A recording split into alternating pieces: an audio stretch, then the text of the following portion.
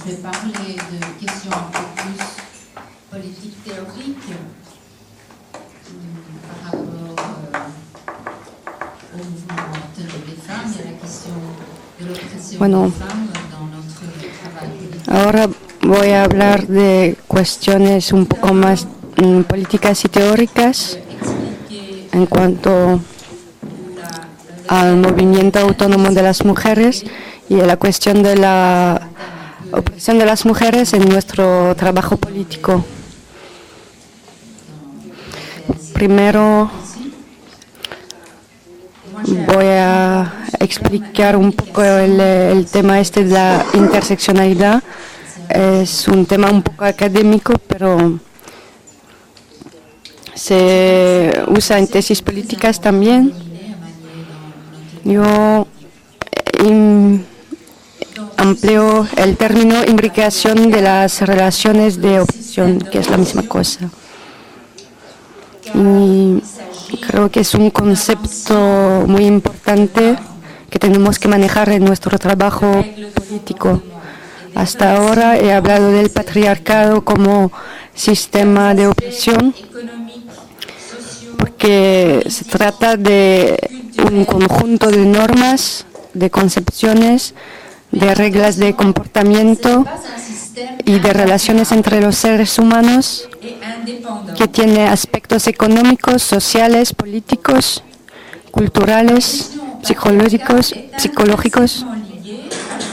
pero hay que tener cuidado, no es un sistema invariable y independiente. La opresión patriarcal está ligada con los modos de producción y en esta época histórica con el capitalismo neoliberal. Los dos sistemas en general se refuerzan mutuamente, pero también pueden estar en contradicción.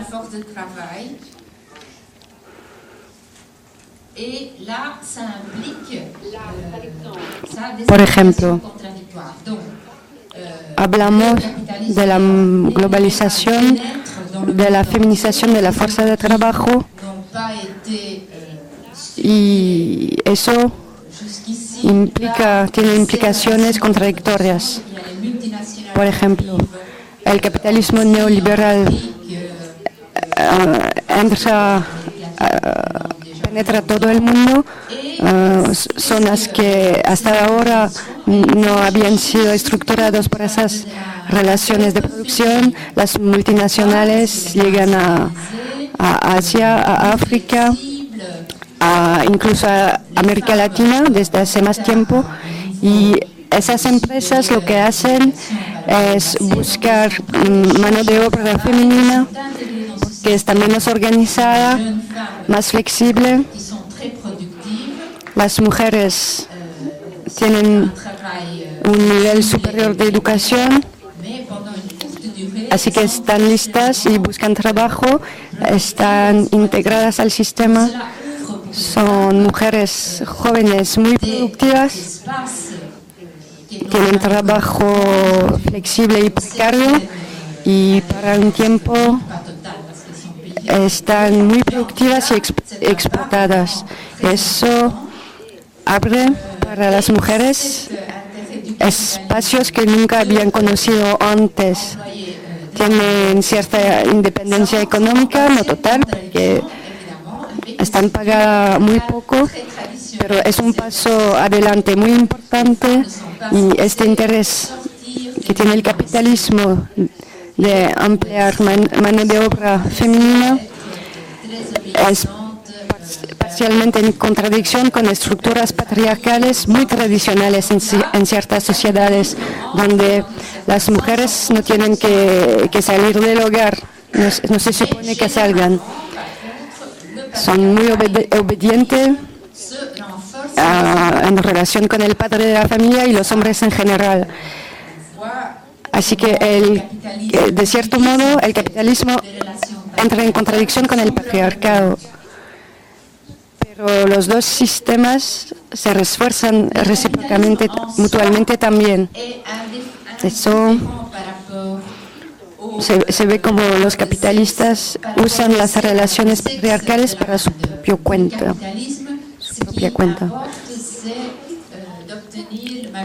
El capitalismo en sí, bueno, no le importa el sexo, al capitalismo no le importa el sexo de la mano de obra.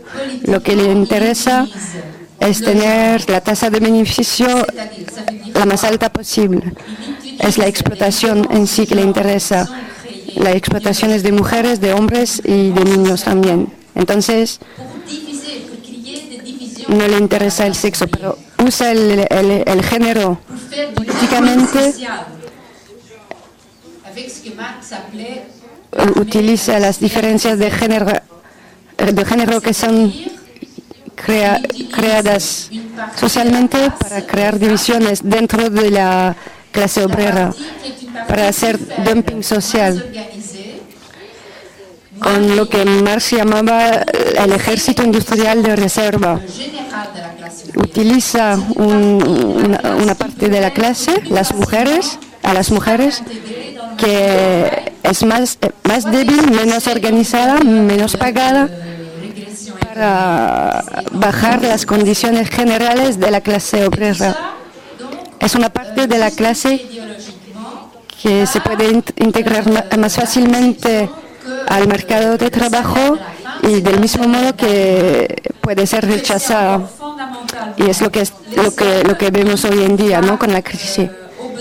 Y eso se justifica ideológicamente por la concepción según la cual el salario de la mujer es un salario complementario y que fundamentalmente son los hombres que aseguran las necesidades de la familia.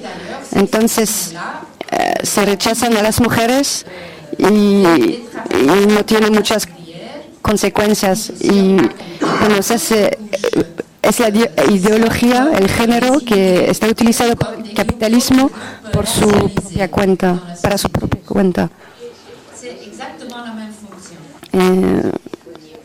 Entonces, la división de la clase obrera se hace también mediante otros grupos como los inmigrados y grupos racializados en la sociedad que tienen exactamente la misma función. Bueno, políticamente lo que nos importa es que no podemos analizar las contradicciones de clase sin tener en cuenta los problemas de género, sin tener en cuenta el hecho de que la mitad de la clase son mujeres, que viven bajo condiciones diferentes, parcialmente ligadas a la ideología, pero también a su posición social como reproductoras de la fuerza de trabajo.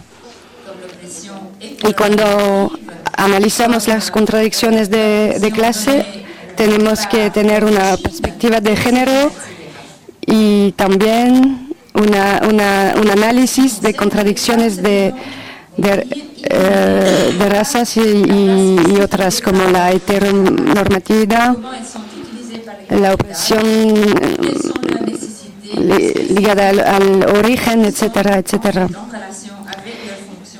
Y para lo que concierne a las mujeres, hay que ver el lugar específico en el mundo del trabajo, cómo les utiliza el capital, cuáles son sus utilidades específicas relacionadas con su función de reproducción en la sociedad, porque se puede analizar más específicamente la posición de las mujeres en el mundo de trabajo y vamos a ver que ocupan ciertos lugares, ciertas esferas, ciertas capas, etcétera, etcétera.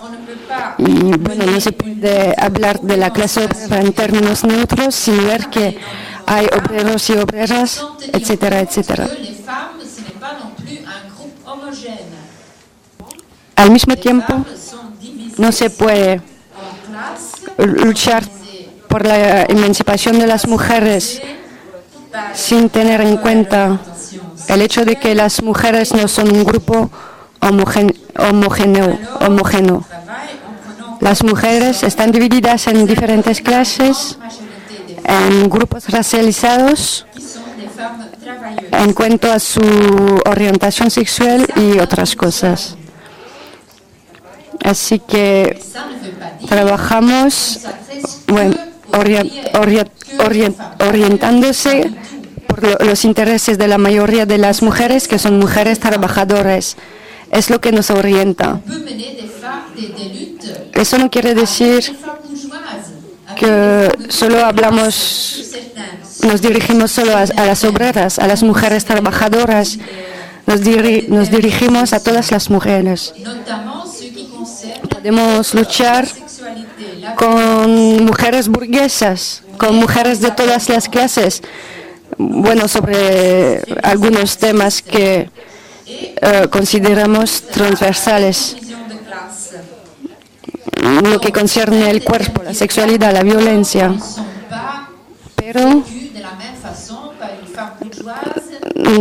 seguimos siendo marxistas, feministas marxistas, y combinamos esto con una visión de clase. Es decir, que incluso temas que conciernen el cuerpo no tienen el mismo efecto sobre mujeres burguesas y mujeres obreras. En ciertos países,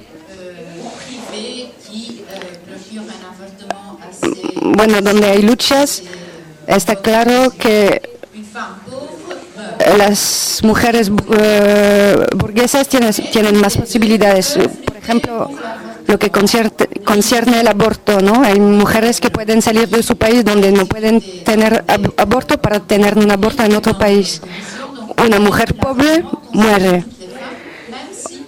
O hay un riesgo grande, pero las dos, la burguesa y la obrera, la pobre, pueden luchar para el aborto libre en sus países, en hospitales públicos, en buenas condiciones. Es decir, que la lucha para el aborto concierne a todas las mujeres, pero no de la misma manera.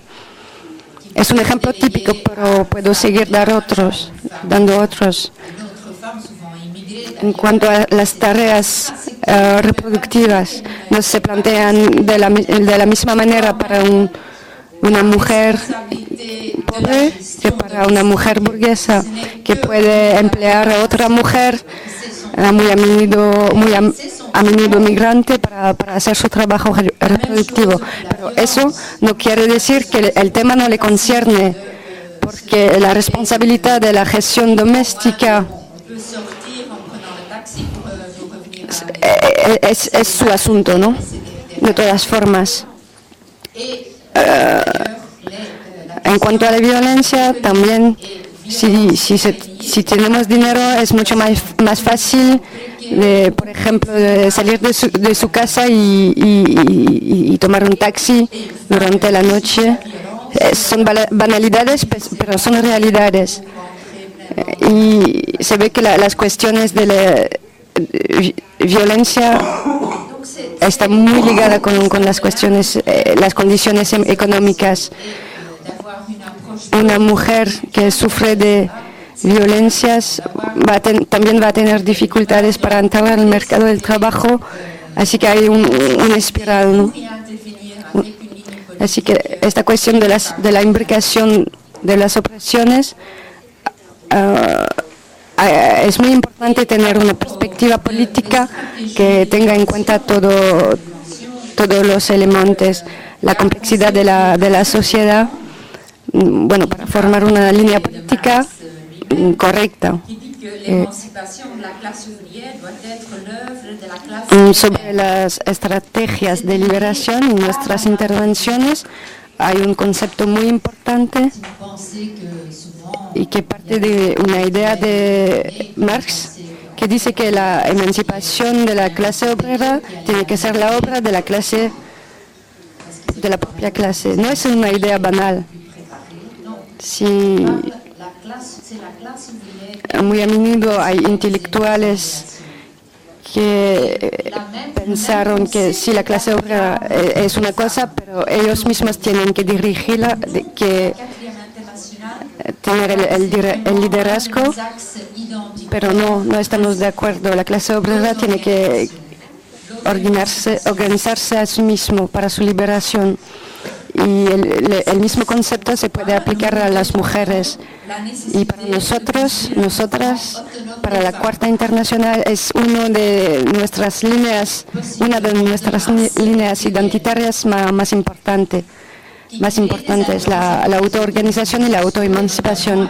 Y por ello defendemos la necesidad de construir un movimiento autónomo de mujeres, posiblemente de masa y plural, que cree alianzas con otros movimientos sociales e incluso el movimiento obrero.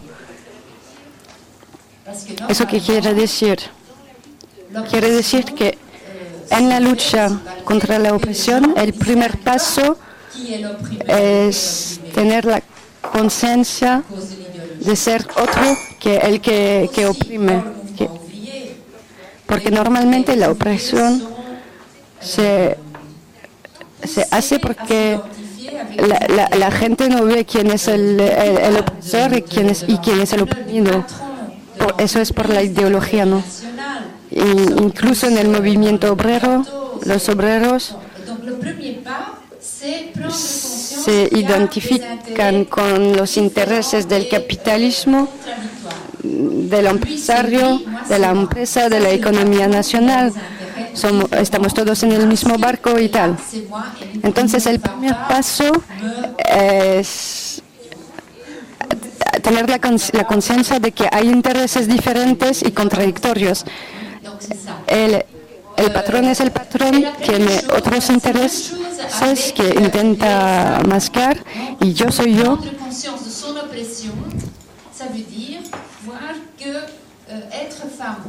Y no va a joderme.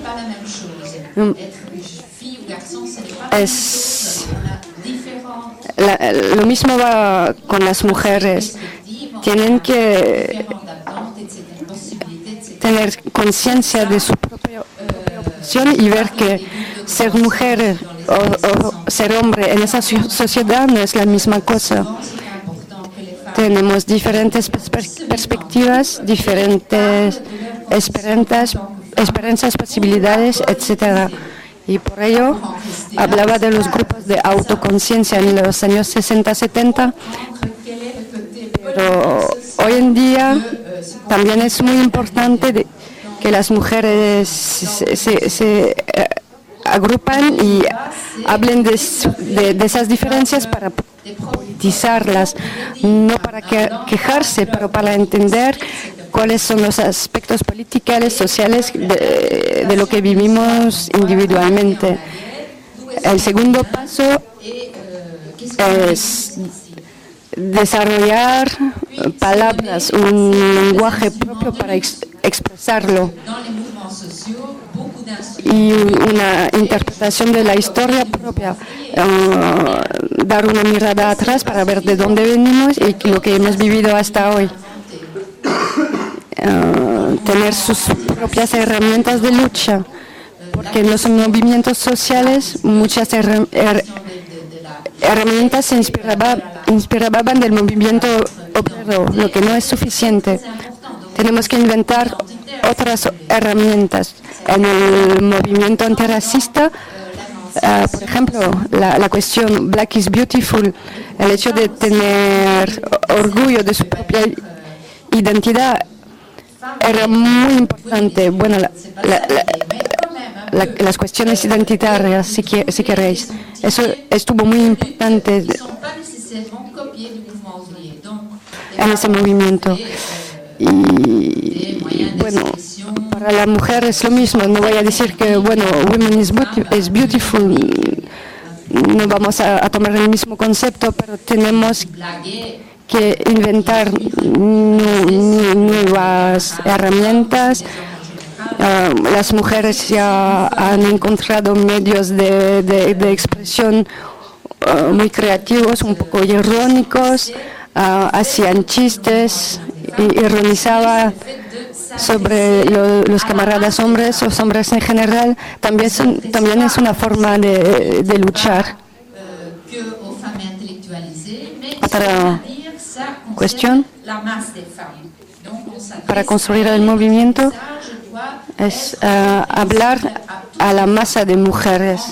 No nos dirigimos a una cierta élite, a mujeres intelectualizadas, pero lo que tenemos que decir concierne a todas las mujeres. Y nuestro mensaje tiene que ser comprensible para todas las mujeres como mujeres. Movimiento autónomo de las mujeres también quiere decir no solo ser autónomo en relación con el movimiento obrero, sino también en relación con el Estado y sus instituciones. En muchos países hay como una cooptación del movimiento de mujeres, un feminismo institucionalizado, que en ciertos países es utilizado como eslogan, ¿no? Como para decir, somos un país civilizado, democrático, y aún utilizado para civilizar, entre comillas, otras civilizaciones atrasadas, para liberar a las mujeres en otros países. Esto es el feminismo de Estado o de gobierno, es otro capítulo.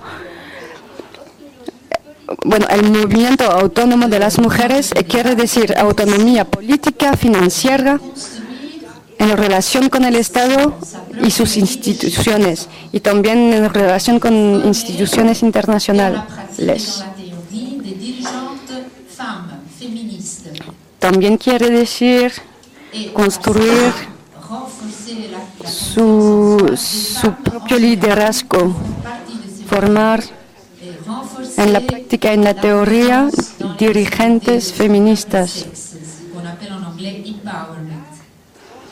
Y de este modo reforzar la confianza en sí mismo de mujeres que forman parte de esos movimientos y reforzar la confianza en las posibilidades de su propio sexo, lo que se llama en inglés empowerment.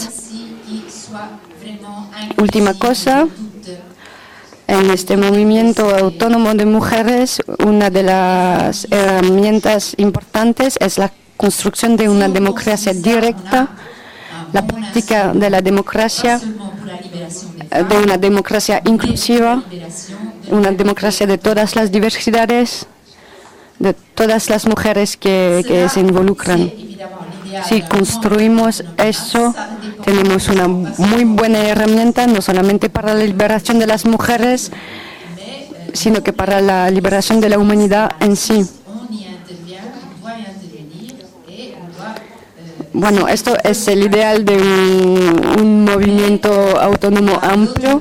No depende solo de nosotros y nosotras, pero nosotras, las feministas socialistas marxistas, tenemos que intervenir y intentar promover, ¿no?, este tipo de movimiento.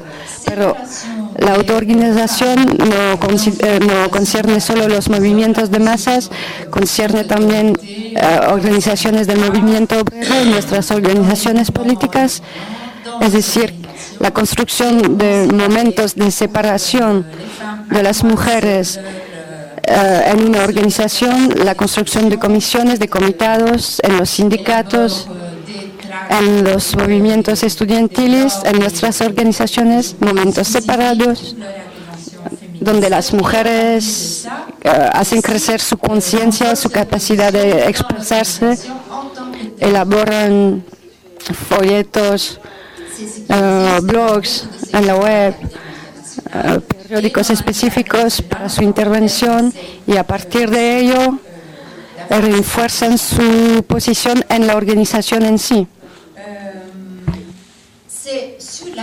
Es lo que existe en muchas secciones de la Cuarta Internacional e incluso de la internacional, dentro de la internacional en sí.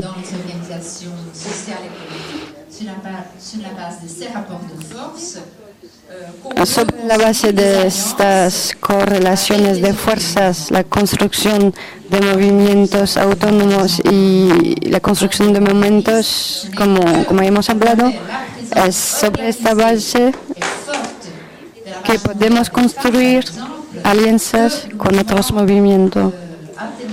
Yo he vivido esto muy fuertemente en el movimiento altermundialista. Es solo a través de la presencia organizada y fuerte de la Marcha Mundial de Mujeres que el movimiento altermundialista ha integrado el feminismo como parte esencial de su actividad. Si no hubiese un movimiento así autónomo, de masa y muy presente, se habría negado la cuestión, ¿no?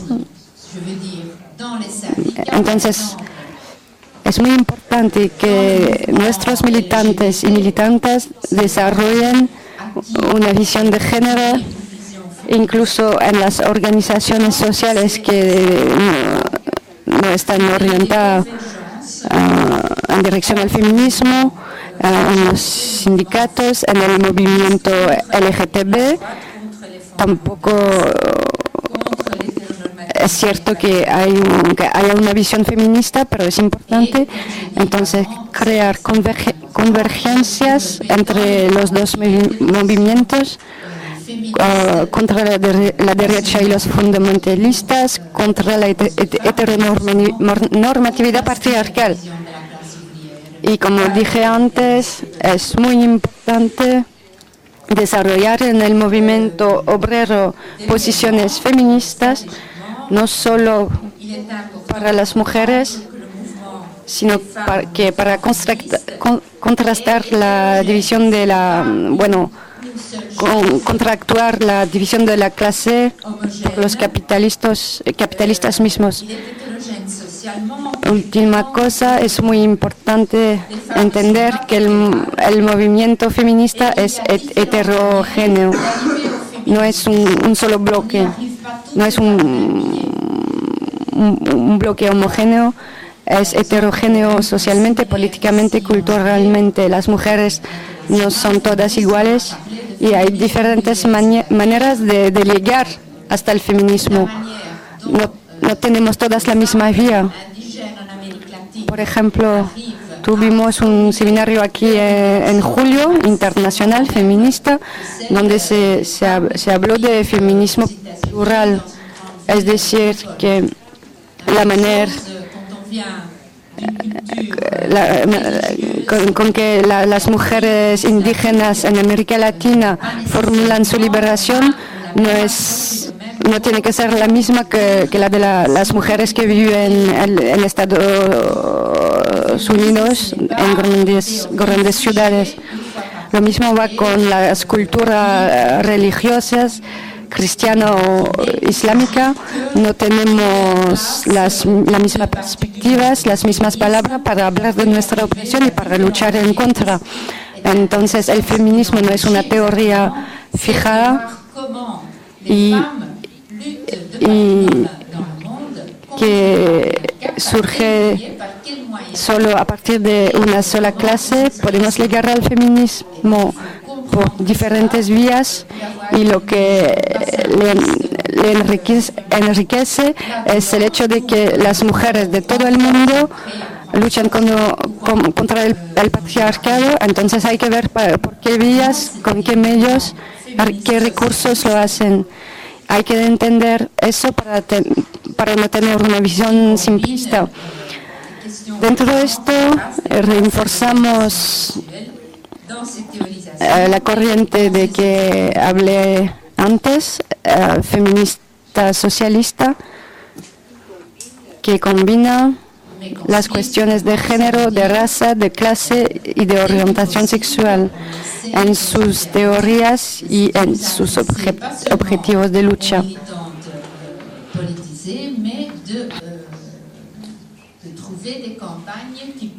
Pero construir esta corriente quiere decir que en cuanto sea posible intentamos dirigirnos no solamente a las militantes politizadas, sino también intentamos hacer campañas que pueden dirigirse a todas las mujeres.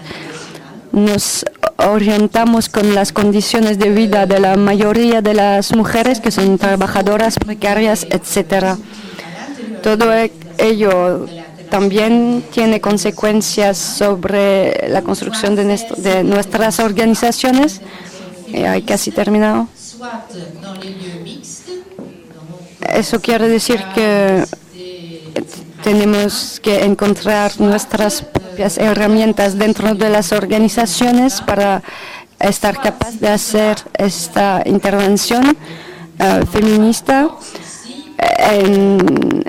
en lugares mixtos, los sindicatos, las universidades, etcétera, pero también para la construcción del movimiento autónomo de mujeres.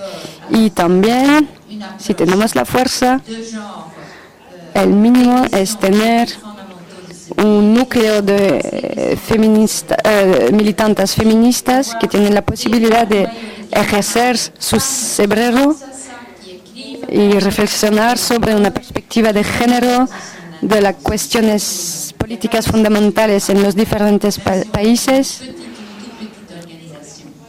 Tener un núcleo de camaradas, mujeres, que reflexionan, que escriben, que elaboran, que hacen propuestas de intervención.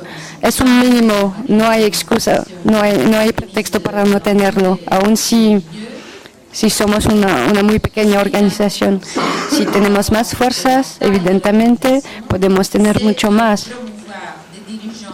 Podemos tener comisiones de mujeres, intervenciones feministas en todos los medios. Y lo que es muy importante también, independientemente del tamaño de la organización, es promover a dirigentes mujeres en nuestras organizaciones que son militantes o del movimiento feminista o de otros movimientos sociales, obreros, etcétera,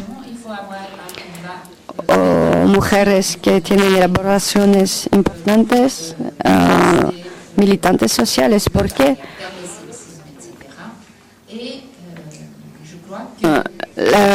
Porque el sexismo también atraviesa nuestras organizaciones y tenemos esta perspectiva para contractuar actuar el patriarcado, el sexismo, y creo yo que hay un potencial enorme entre los camaradas que tienen la conciencia de esta opresión y que son militantes marxistas y que han aportado mucho para la construcción de nuestras organizaciones.